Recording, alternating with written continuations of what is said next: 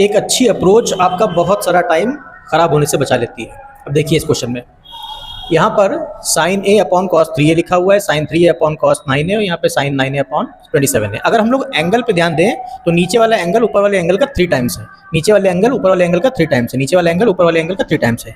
इसका मतलब हर एक स्टेप में कोई ना कोई रिलेशन है। तो हम किसी एक पार्ट को अगर हम सॉल्व कर लें तो बाकी के पार्ट हमारे अपने आप सॉल्व हो सकते हैं। तो अगर मैंने यहाँ पर साइन ए अपॉन कॉस 3a को लेके सॉल्व करना शुरू किया तो देखिए इसको कहाँ तक रिड्यूस कर सकते हैं। साइन ए को मैं जैसे ही देखता हूँ तो मेरे दिमाग में आता है कि इसको मैं क्या साइन 2a बना सकता हूँ। तो साइन 2a बनाने के लिए मैं क्या करूँ कि मुझे कॉस चाहिए, तो कॉस ए का मैंने मल्टीप्लाई किया तो मुझे डिवाइड भी करना पड़ेगा। अब साइन 2a के फॉर्मूले में 2 भी आता है तो 2 भी चाहिए, 2 ऊपर 2 नीचे, तो ये मेरा ऊपर बन गया साइन 2a। अब साइन 2a क्यों बनाया था, सबसे बड़ी बात ये आती है। तो साइन 2a मैंने इसलिए बनाया था क्योंकि साइन 2a को हम लोग लिख सकते हैं 3 के टर्म में।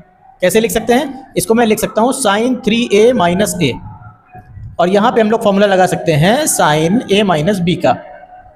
तो अगर मैं यहाँ पे फॉर्मूला लगाऊँ sine a cos b minus cos a sine b, और दोनों तरफ अलग अलग लेके इसको डिवाइड कर दूँ इस तरीके से, cos 3a into cos a, और यहाँ पर भी cos 3a into cos a।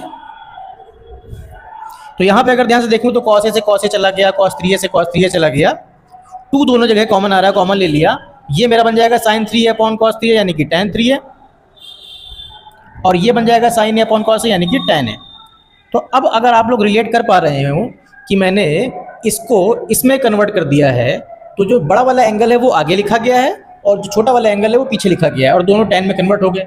तो अगर मैं इसका पूछूं तो क्या होगा, तो आप कह देंगे हो जाएगा tan 9a minus tan 3a, 2 तो आगे लिखा ही हुआ है 1/2।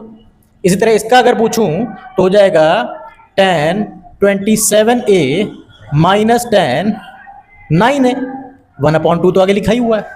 अब अगर 1/2 को कॉमन ले लूं तो यहाँ पे नजर आ रहा होगा कि tan 3a से कैंसिल हो जाएगा, tan 9a से कैंसिल हो जाएगा। मेरे पास बचने क्या वाला है, tan 27a और tan a, यानी हमारा जो आंसर होगा वो ये होगा tan 27a माइनस tan